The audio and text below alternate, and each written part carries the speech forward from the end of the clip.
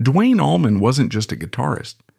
He was a force of nature, a musician whose passion and talent reshaped rock and blues forever.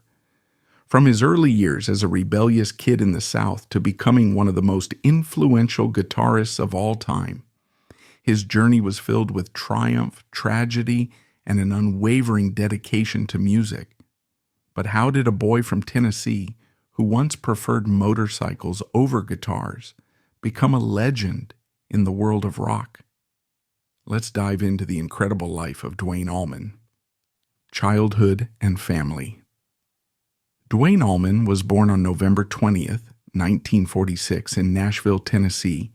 He was raised in a city known for its deep musical heritage. Just over a year later, his younger brother, Gregory Lenoir Allman, was born on December 8, 1947. The Allman Brothers' childhood was deeply impacted by the sudden loss of their father, an event that would have lasting effects on their family dynamic and their eventual path into music. Their father, Willis Turner Allman, was a first lieutenant in the U.S. Army who had served in World War II. Like many returning veterans, Willis was adjusting to post-war civilian life when tragedy struck on December 26, 1949. That evening, Willis and his friend Robert Buchanan picked up a hitchhiker while drinking. The man led them to a farm where he pulled a gun and attempted to rob them. In the struggle that followed, Willis was shot and killed. His sudden death left Geraldine Alice Robbins Allman as a widowed mother of two young boys, facing the immense challenge of raising them alone. This devastating event created an emotional void in Duane and Greg's lives. Without their father's presence, their mother had to become both a provider and caretaker, sacrificing her own comfort to ensure her sons had opportunities for a better future. Unlike many widows of the time who might have depended on extended family, Geraldine made the bold decision to go back to school and train as an accountant, a demanding and unconventional path for a single mother in the 1950s. However, this meant she couldn't care for her sons full-time, and she had to make another difficult decision, enrolling them in Castle Heights Military Academy in Lebanon, Tennessee. The academy was meant to instill discipline and structure, but for Duane and Greg, it was stifling. The rigid rules and strict environment went against their natural inclinations for creativity and freedom. They hated military school, feeling trapped in a system that did not allow them to express themselves. In hindsight, this forced structure may have fueled their later rebellion, influencing their free-spirited rock and roll personas. Eventually, Geraldine withdrew them from Castle Heights, and in 1957 the family relocated to Daytona Beach, Florida. This move allowed the brothers to live a more traditional childhood, away from the constraints of military school. Moving to Daytona Beach was a pivotal moment in their lives. Duane and Greg enrolled at Seabreeze High School, where they finally had the freedom to explore their interests without restrictions. It was during this time that their musical journey truly began. Every summer they traveled to Nashville to visit their grandmother, and during one of these visits, a neighbor introduced Greg to the guitar. Greg quickly became fascinated, spending hours practicing and developing his skills. By 1960, he had saved enough money to buy his first guitar, a Teisco Silvertone, a Japanese-made model that was popular among beginners. At this point, Duane was still more interested in motorcycles than music. He used his money to buy a Harley 165, a purchase that reflected his early love for speed and excitement. But as with many siblings, Duane didn't want to be left out. He soon became interested in Greg's guitar despite being left-handed. Instead of searching for a left-handed guitar, he taught himself to play right-handed, a challenge that many guitarists struggle with. This adaptation would later contribute to his unique style and technique. Duane's true obsession with music, however, began almost by accident. Not long after buying his motorcycle, he crashed it. Forced to sell the wreckage, he used the money to buy a silver-tone guitar of his own. From that moment on, music consumed him. He practiced obsessively, often playing for hours every day, determined to master his instrument. In a short period, he surpassed Greg in skill, showing a natural talent that set him apart. A defining moment in Duane's life came when he and Greg attended a B.B. King concert. Watching the blues legend perform live was a revelation. It was a turning point, one that solidified their decision to pursue music seriously. Turning to his brother, Duane famously declared, "We've got to get into this." From that point on, Duane was relentless in his practice. He studied the techniques of blues masters, absorbing their phrasing and emotional depth, but he also developed his own unique style.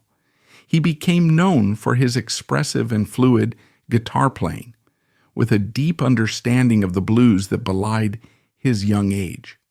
Eventually, his mastery of the slide guitar, a skill he refined over the years, became his signature sound, one that would later define the Allman Brothers band. Duane Allman's career was defined by an unwavering passion for music, an innovative approach to guitar playing, and a relentless drive to push artistic boundaries. From his early years performing in small regional bands to becoming a sought-after session musician and ultimately founding the Allman Brothers band, Duane's musical journey was both intense and transformative. His influence on blues, rock, and Southern music remains legendary despite his tragically short life. Duane's professional career began in the mid-1960s when he and his brother, Greg Allman, formed the Allman Joys, a band that toured extensively across the southeastern United States. Their grueling tour schedule helped them develop their stage presence, musical chemistry, and technical skills. These early performances, often in small clubs and regional venues, were crucial training grounds, allowing Duane to sharpen his guitar technique and improvisational abilities. Seeking greater opportunities, the brothers relocated to Nashville, hoping to break into the mainstream music industry. There, they rebranded themselves as Hourglass and signed a contract with Liberty Records. However, the deal turned out to be frustratingly restrictive. The record label wanted to mold them into a pop band, a vision that clashed with their deep-rooted love for blues and improvisational rock. Despite releasing 2 albums, neither achieved commercial success, and the band felt creatively stifled. Frustrated and disillusioned, Duane and Greg left Liberty Records and returned to Florida, searching for a new musical direction. While many musicians might have been discouraged by their early setbacks, Duane's talent and work ethic caught the attention of Rick Hall, the owner of Fame Studios in Muscle Shoals, Alabama. Recognizing his exceptional abilities, Hall invited Duane to work as a session musician. This opportunity proved to be a turning point in Duane's career. As a session guitarist, Duane collaborated with some of the most respected R&B and soul artists of the era, including Wilson Pickett, Aretha Franklin, King Curtis, and Percy Sledge. His expressive playing style, rich tone, and mastery of slide guitar added a distinct flavor to numerous recordings. Unlike many session musicians who merely followed instructions, Duane infused each track with raw emotion and musical depth, elevating the quality of the recordings. One of his most famous contributions during this period was Wilson Pickett's rendition of "Hey Jude." Duane's scorching guitar solo transformed the song, giving it a gritty, blues-infused edge that caught the attention of many in the music industry, including Eric Clapton. The success of this track not only solidified Duane's reputation as a top-tier guitarist, but also led to one of the most significant collaborations of his career. Eric Clapton, already a renowned guitarist, was blown away by Duane's playing on "Hey Jude" and sought him out. When Clapton was forming Derek and the Dominoes, he invited Duane to contribute to the recording sessions for what would become Layla and other assorted love songs. Their musical chemistry was instant and electrifying. Duane's contributions to Layla were nothing short of legendary. He introduced the signature slide guitar riff that gave the song its unmistakable haunting and emotional quality. His interplay with Clapton, trading licks, harmonizing melodies, and pushing each other to greater heights, resulted in some of the most powerful guitar work in rock history. Despite Clapton's admiration for Duane and his offer to join Derek and the Dominoes permanently, Duane declined, choosing instead to remain committed to his own musical vision. While the collaboration with Clapton was brief, it was immensely influential, cementing Duane's status as a guitarist of extraordinary skill and soul. In 1969, Duane and Greg officially formed the Allman Brothers Band, along with guitarist Dickie Betts, bassist Barry Oakley, and drummers Butch Trucks and Jai Johanny J-Mo Johansson. Unlike their previous bands, the Allman Brothers Band had a clear identity from the start, a fusion of blues, rock, jazz, and improvisational jam music that would later define the Southern rock genre. Their self-titled debut album, while not an immediate commercial success, was a bold artistic statement, showcasing Duane's fiery slide guitar, Greg's soulful vocals, and the band's unique ability to blend structured songs with extended improvisations. They quickly became known for their electrifying live performances, which set them apart from other rock bands of the time. Their defining moment came in 1971 with the release of At Fillmore East, a live album recorded over 3 nights in New York City. The album captured the raw energy, improvisational mastery, and musical synergy that made the Allman Brothers Band a force to be reckoned with. Duane's slide guitar work on tracks like Statesboro Blues and Whipping Post remains some of the most revered performances in rock history. Duane's iconic slide guitar technique was developed through a mix of accident and innovation. In 1968, he fell off a horse and injured his left elbow, making it difficult for him to play traditionally for a while. On his birthday, Greg gifted him a Taj Mahal record and a bottle of pills. In a moment of creativity, Duane emptied the pills, washed the bottle, and used it as a slide. That night he played Statesboro Blues, using the bottle as a slide, discovering a sound that would define his career. This chance discovery became his signature technique, influencing countless guitarists and shaping the sound of the Allman Brothers Band. Scandals. Duane Allman's career was not only defined by his legendary musical talent, but also by the personal struggles that came with the rock and roll lifestyle. During the late 1960s and early 1970s, the rock music scene was heavily associated with drug culture. Many artists, especially in the blues and psychedelic rock genres, used drugs not just recreationally, but also as a means of fueling their creativity. The Allman Brothers Band was no exception. Duane, along with other members of the band, regularly indulged in drugs and alcohol, which became an inseparable part of their lives on the road. While some musicians were able to manage their drug use, for others, it became a dangerous spiral. Duane, known for his intense dedication to music, was also known for his relentless lifestyle. He pushed himself to the limit, performing at over 300 concerts a year, recording tirelessly in the studio and always striving to perfect his craft. However, this level of intensity came at a cost, as he increasingly turned to drugs to keep up with his demanding schedule. The most well-documented drug-related incident in Duane Allman's life occurred in 1970 when he overdosed on opium after a concert. Opium was a common drug in the psychedelic rock scene, often used by musicians seeking a sense of euphoria and escapism. However, it was also highly addictive and dangerous, especially when mixed with alcohol or other substances. While the specifics of the overdose remain somewhat unclear, it is known that it was serious enough to be a wake-up call, both for Duane and those around him. Despite this close call, he did not significantly alter his lifestyle. Instead, he continued his fast-paced, high-risk way of living, seemingly unfazed by the dangers. This was a common trend among many rock musicians of the time, as addiction was rarely seen as an issue that required urgent intervention. By October 1971, Duane and some of his closest companions took steps toward addressing their drug problems.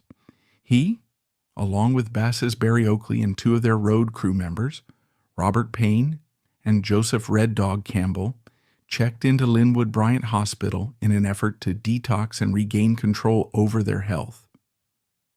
Relationships. Duane Allman's life was deeply intertwined with the relationships he built, both personal and professional.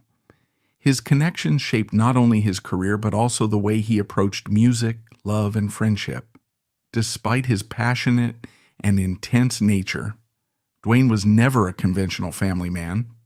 His approach to relationships was spontaneous and unpredictable, reflecting the free-spirited rock and roll lifestyle he embraced.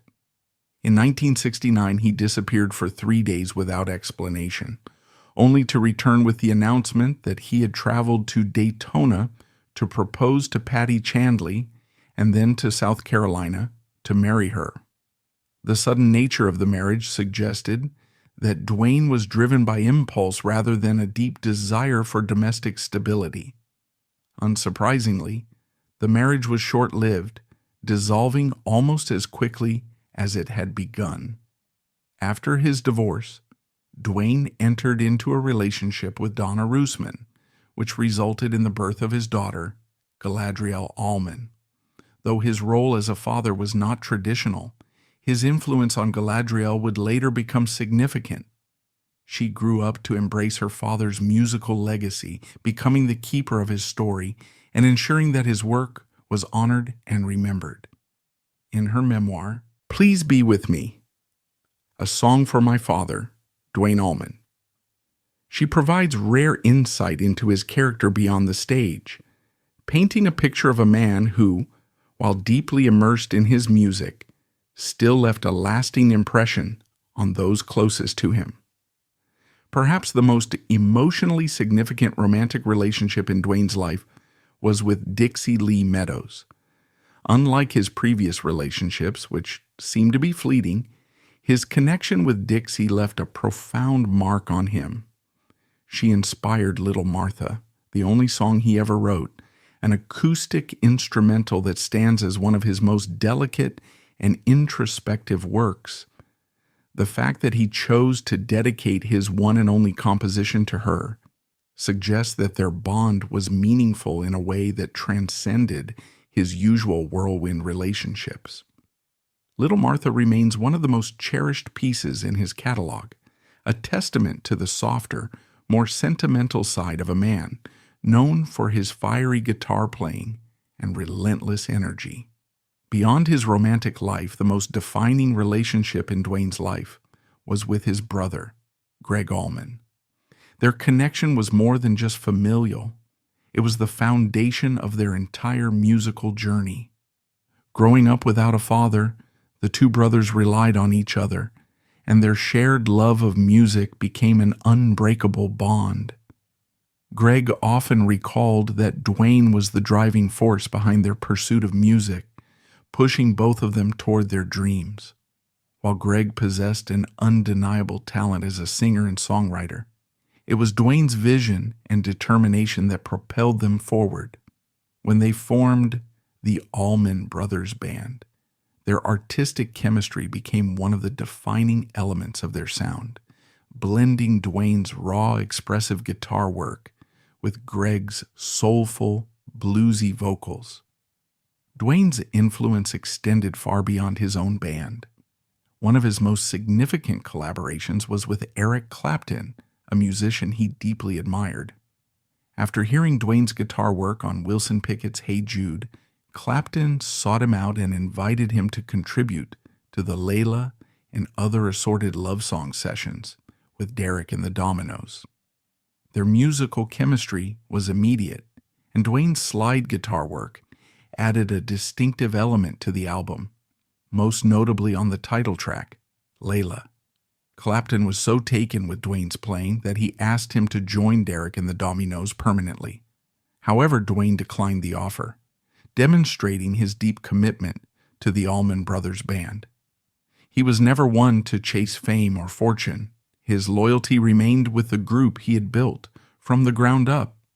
Duane also had profound relationships with his bandmates, particularly Butch Trucks and Barry Oakley, both of whom were instrumental in shaping the Allman Brothers band's sound. Butch Trucks' powerful drumming provided the backbone of their music, and his rhythmic interplay with fellow drummer Jai Johanny J-Mo Johansson helped create the band's signature dual drummer setup. Butch and Duane shared a mutual respect, and Butch often spoke about how Duane's relentless passion for music pushed the entire band to be better. Among Duane's closest friends was Barry Oakley, the Allman Brothers band's bassist. Their friendship extended beyond music. Barry and Duane were like brothers, often described as inseparable. They shared not just a stage, but also a deep personal bond, spending much of their free time together, discussing music, philosophy, and life. Their musical connection was equally powerful. Barry's fluid, melodic bass playing complemented Duane's expressive guitar work in a way that gave the Allman Brothers band its distinctive groove. Their relationship was built on mutual trust, and their ability to communicate musically without words was one of the reasons the band's improvisational jams felt so organic and cohesive. Death on October 29, 1971. Duane Allman, the lead guitarist and co-founder of the Allman Brothers band, suffered a tragic motorcycle accident in Macon, Georgia, a city that had become the spiritual and creative home of the band. At just 24 years old, he was at the peak of his musical career, having recently recorded live at Fillmore East, a groundbreaking album that would cement his place in rock history. That afternoon, Duane attended a gathering at the Big House, the communal home of the Allman Brothers band, where they often lived, rehearsed, and partied. The mood was celebratory. Despite years of struggling as a touring band, they had finally achieved widespread recognition. Around 5:45 p.m., Duane left the party on his Harley-Davidson Sportster, a powerful motorcycle that matched his love for speed and adrenaline. As he rode down Hillcrest Avenue, a flatbed truck carrying a crane suddenly stopped at an intersection with Bartlett Street. The sudden change forced Duane to react quickly. He attempted to swerve and avoid the vehicle, but his motorcycle collided with either the rear of the truck or the crane ball attached to it. The impact threw him from his bike, and his motorcycle skidded approximately 90 feet, 27 meters, pinning him underneath as it slid across the pavement. Despite the horrific crash, Duane was still alive when paramedics arrived. His girlfriend, Dixie Lee Meadows, and Barry Oakley's sister, Candy, were present at the scene and watched in terror as he lay injured. He was immediately rushed to Macon Medical Center, where doctors initially gave a hopeful prognosis, believing that he would survive. However, this was a grave miscalculation. Duane had sustained severe internal injuries, including a collapsed lung, a ruptured coronary artery, and massive damage to his liver. While any one of these could have been fatal, the combination of all three left no chance for survival. After undergoing 3 hours of emergency surgery, he succumbed to his injuries, passing away later that evening. His death sent shock waves through the band and the entire rock community. The loss of Duane Allman was devastating for the Allman Brothers band. He had been more than just their lead guitarist. He was their creative leader, the driving force that had pushed the band to evolve its unique blend of blues, rock, and jazz. Without him, the band's future seemed uncertain. Yet in the months following his passing, they chose to honor his legacy by continuing.